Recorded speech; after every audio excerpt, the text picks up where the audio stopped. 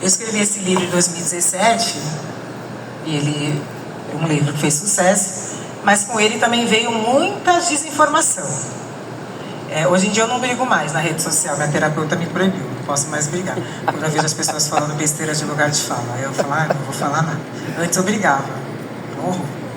Foi melhor mesmo, agora eu tô fazendo yoga, tô me tornando um ser humano melhor, aí eu não brigo. Mas, o que acontece com o conceito de lugar de fala? As pessoas deturparam, não é? Quem quer dar uma opinião sobre o que é lugar de fala? Quem acha que sabe o que é lugar de fala? Pode falar. O que você acha que é lugar de fala?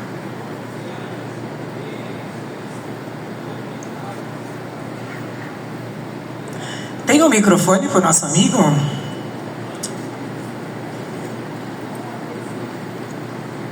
Ou ele pode descer?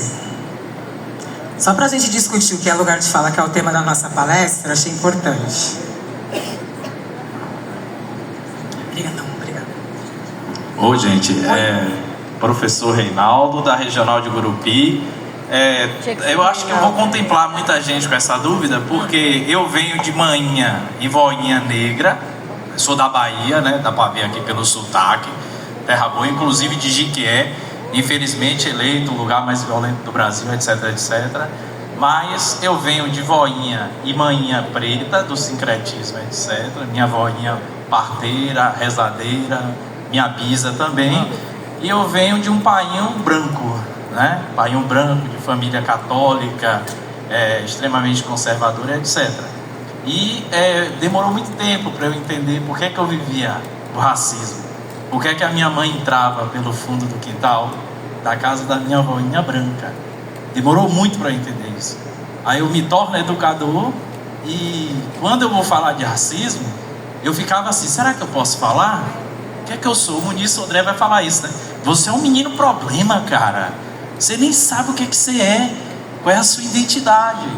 Aí eu tive que estudar, tive que ir pro Oderê, tive que visitar terreiro, tive que fazer tudo para eu realmente descobrir qual era a minha identidade. Aí, estando educador, fazendo esse exame de consciência e lendo um pouquinho dos seus artigos, etc., eu falei, eu tenho um lugar de fala, porque eu sou educador. O educador não necessariamente ele tem que ser preto para falar de coisas de preto, né? Então, esse lugar de fala, antes eu pensava isso. E ontem aqui com o Natanael e companhia eu percebi isso. Eu falei, eu tenho um lugar de fala porque eu sou educador. E sendo educador, eu tenho a obrigação de ser antirracista, de combater o racismo, mesmo que eu não tenha na pele. Porque tem coisas, não que eu seja racista, mas tem coisas que só o negro sabe. Obrigado. Salva de palmas, isso aí. Muito bom, muito bom, professor. Mais alguém quer arriscar o que é lugar de fala? Aqui, ó, aqui do lado. Nossa amiga de laranja aqui, ó. Colar laranja lindo, inclusive.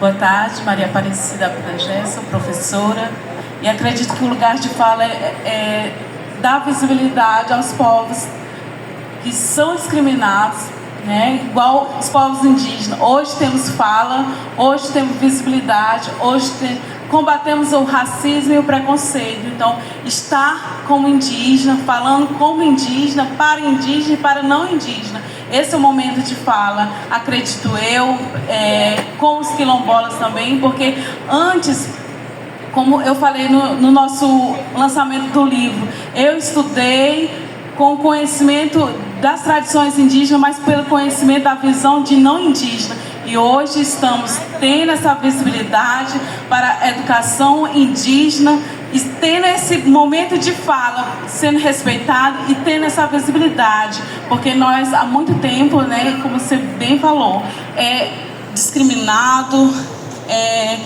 tantas as formas que nos calam, que nos diminuem, porque sempre a gente tem que mostrar que somos capazes duas vezes, né? Porque tem que testar a qualidade de ensino, a capacidade de conhecimento. Então, enquanto nós, como educadores, estamos aqui ensinando para nossas crianças, nossos estudantes, esse é o momento que temos o momento de fala. Acredito que é a oportunidade de conhecer para respeitar e para não ter o preconceito, porque o preconceito ele só acontece quando não conhecemos. Então, esse é o momento de fala dos povos indígenas, dos povos negros e de ser respeitados, né?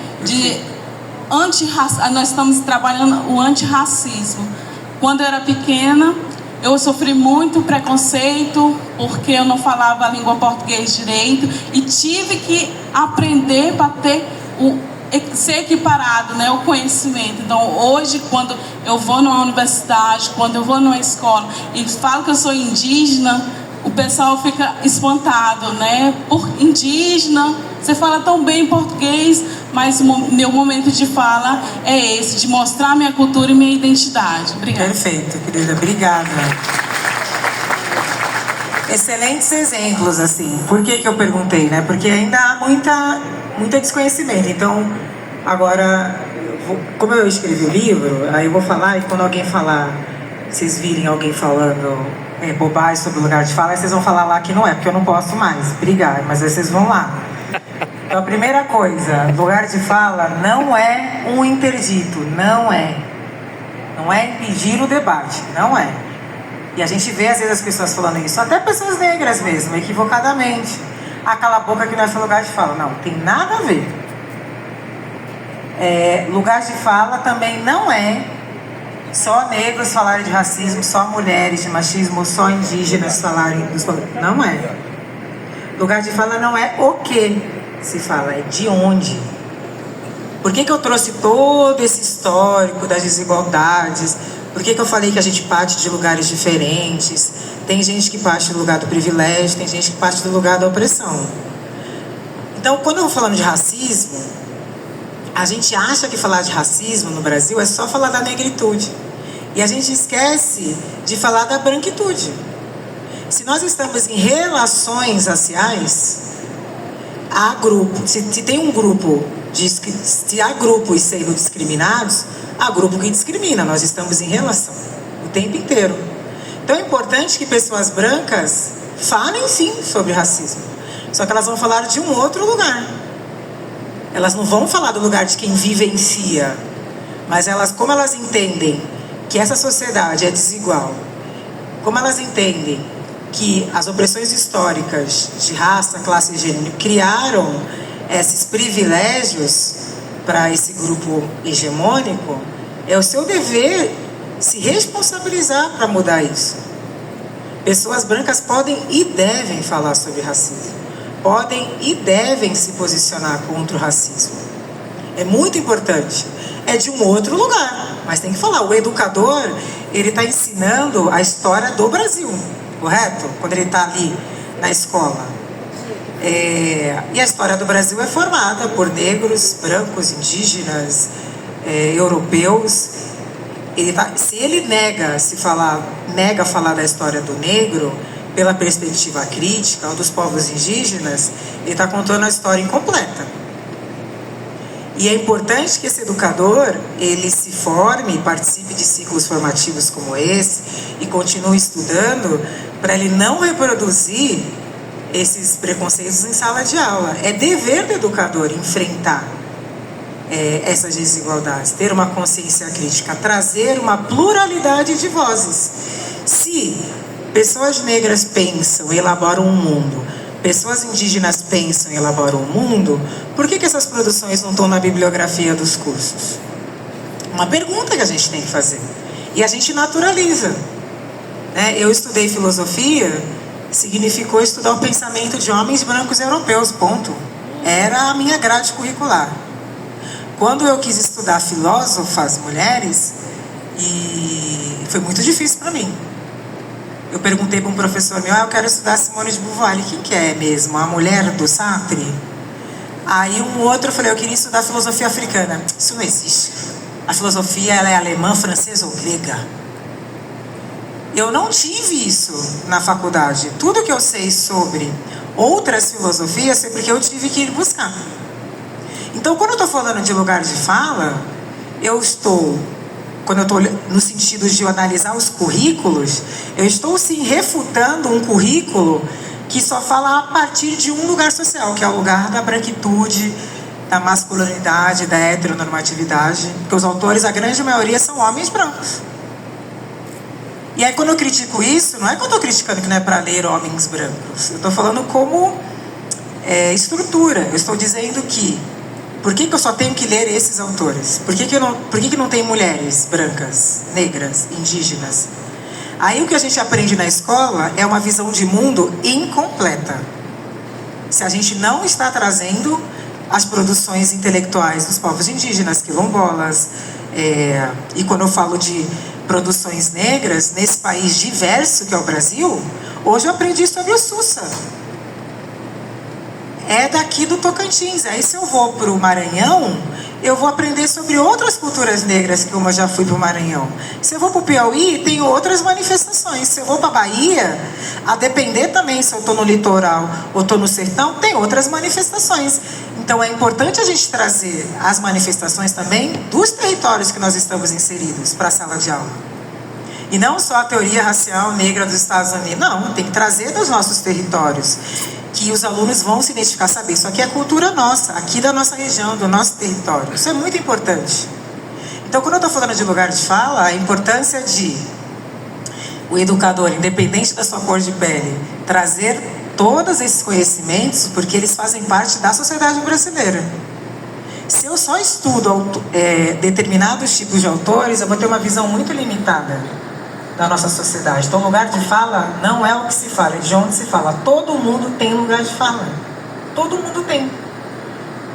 Nós, como mulheres negras, partimos de um lugar marcado por desigualdades. Os homens brancos ricos partem de um lugar de privilégio. Eles partem de um lugar social também. Apesar de eles acharem que eles são universais. Eles também partem de um lugar específico. Então, todo mundo tem. E todo mundo deveria falar. Só que a gente vai falar de lugares diferentes e de formas diferentes, né?